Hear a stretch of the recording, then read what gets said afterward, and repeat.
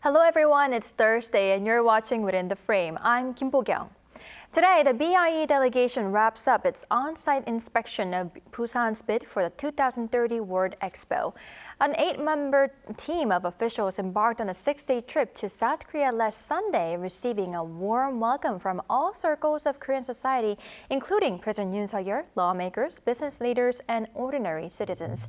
What was on their itineraries and what are the remaining steps Busan needs to take until the final vote in November? For this, we welcome our very own political correspondent, Han Seong-woo. Seong-woo, welcome. Happy to be here.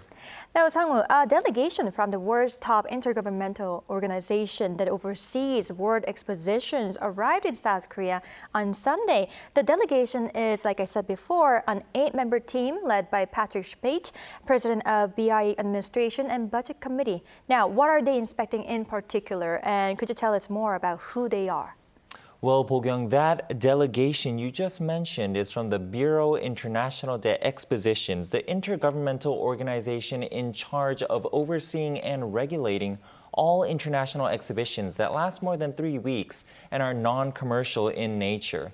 And its mission is to guarantee the quality and the success of these world events, which is why they've sent an 8-member inspection team known officially as a BIE inquiry mission, led by BIE Administration and Budget Committee President Patrick Specht, and including, just to name a few, BIE Secretary General Dimitri S. Kerkentes, High Commissioner of St. Kitts and Nevis to the United Kingdom Kevin Isaac, Swiss Representative Manuel Salzli, and Ferdinand Nagy of Romania. The inquiry mission for South Korea arrived on Sunday for a 6-day visit and has since been inspecting South Korea's bid to have its southeastern coastal city of Busan host the 2030 World Expo. Such missions are tasked with assessing the feasibility and viability of a nation's bid as laid out in the candidature dossiers previously submitted to the BIE. And so they look into the motivations behind a candidate's desire to hold the mega event, the attractiveness of its proposed expo theme, its proposed site, and how the nation plans to reuse facilities after the expo, how much local and national support the candidate's bid enjoys, expected participation, as well as its financial feasibility. The evaluation reports produced from these on-site inspections will be released to all 171 BIE member countries in June. And finally, in November, during the 173rd General Assembly of the BIE, member states will elect the host nation through a secret ballot on the principle of one country, one vote.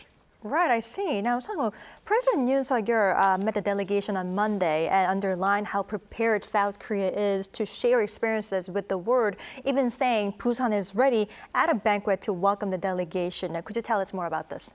I sure can, Bo-kyung. Well, we all know President Yoon Suk Yeol calls himself South Korea's #1 salesman, and that title of his was put on full display on Monday when he hosted a dinner for the delegation at the Cheongwade, or Blue House, the nation's former presidential complex. Take a listen.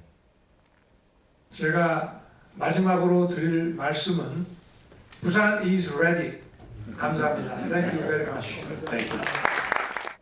During his welcoming remarks, President Yoon also appealed to the inquiry mission how South Korea grew from a war-torn, impoverished country to now a cutting-edge industrial and cultural powerhouse, adding that the inspection team would see for themselves the nation's competitive edge and just how capable it is of holding the 2030 World Expo.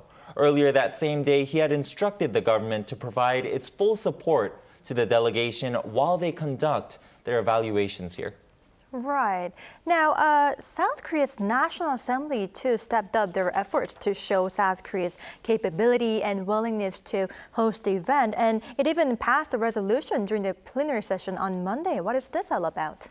Glad you brought that up, Bo-kyung. After all, I do cover the National Assembly. So before the BIE delegation went to meet President Yoon, they stopped by South Korea's parliament Monday afternoon and witnessed lawmakers unanimously pass a resolution pledging bipartisan support for the nation's bid to bring the World Expo home and host it successfully. I declare that the resolution to successfully host the 2030 World Expo in Busan has been passed.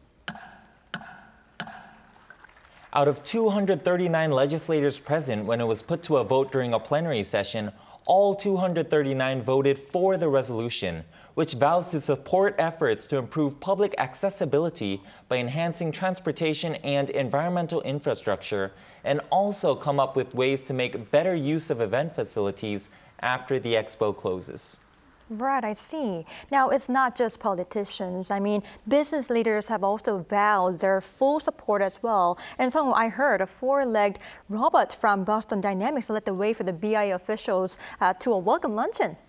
That's right. Spot is the robo-dog's name, and it guided the delegation to a welcome luncheon at a hotel in Seoul held by South Korea's bidding committee, which is being co-chaired by SK Group Chairman Choi Tae-won, who's also doubling as the chief of the Korea Chamber of Commerce and Industry.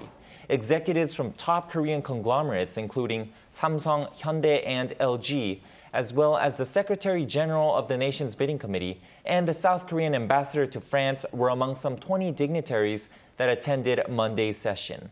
According to a press release from the KCCI, the luncheon was organized so that the Korean business community could convey to the BIE its firm commitment to holding the 2030 World Expo in Busan.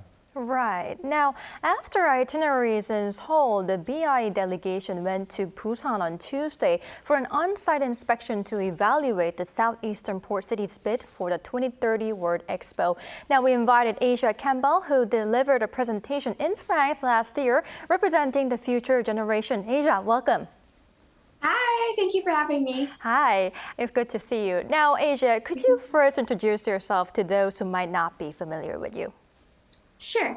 Well, hello. My name is Asia Campbell. I am the Youth Ambassador of the United Nations Memorial Cemetery, and most people know me as the granddaughter to the Korean War veterans. I also host 3 children's shows in KBS. Right, I see. Now, Asia, I've heard that you accompanied the BIE delegation for today's scheduled events. Could you briefly give us a rundown of the delegation's itinerary today in Busan and the role you played? Well, we started the tour at the UN Memorial Cemetery, then went to Lotte Signal Hotel and ate lunch. I gave a speech about why the World Expo was important for Busan citizens. I talked about how my generation faces a lot of global challenges like the climate crisis, the gap between rich and poor, and the global health crisis. And how the Busan World Expo can be a catalyst, a melting pot of minds and ideas, which would unite us in the pursuit of a brighter tomorrow. Right. Asia, the level of national support and aspiration is one of many important factors taken into account when considering whether or not a site is suitable to hold the World Expo. And I hear Busan citizens gave a warm welcome to the 8-member delegation during the 3 days in Busan. How was the atmosphere today? And could you get a sense of the Busan residents and people's enthusiasm for the World Expo? Well, sadly, I wasn't able to welcome them in person at Busan Station. However, they did say that they felt like superstars when they arrived. I think now you can really feel the excitement for the expo. Everywhere you go, people are talking about it. And I definitely think the BIE members felt Busan's enthusiasm. Right, it's good to hear that they were able to feel like they were superstars. Now, Yeah. Asia, the itinerary included the BIE officials visiting the UN Memorial Cemetery, a burial ground for UN command service members killed during the 1950 to 53 Korean War. Now, as you have mentioned earlier, as you have been dubbed the granddaughter of war veterans, having sent and received many letters from war veterans, it must have been quite meaningful for you. Now, how meaningful do you think the BIE officials' visit to the UN Memorial Cemetery was for them? Well, I was honored to show them the UNMCK. The UN Memorial Cemetery holds a special place in my heart, and I wanted them to feel how important the UN Memorial Cemetery is. And even though the Korean War happened over 70 years ago, I wanted them to know that Korea still thinks about what the veterans did for us and that we will never forget them. Korea has received aid and support, and now it is our turn to pay it forward. Now, Asia, I can totally see you in the picture, and I'd like to ask you, how was your personal experience there? Actually, I was really nervous when I went there. However, it turned out really great. It was a great experience. And can I tell you about why I think Busan should host the World Expo? Right, and how did they respond to your your company, and how did they feel? Well, I definitely felt that they felt the enthusiasm of the citizens. Definitely, yeah. Right. Now, Asia, as both a Busan city resident and representative of the future generation, could you tell us why Busan should be the very spot where the World Expo 2030 is held? I mean, why is it much more suitable than other contenders?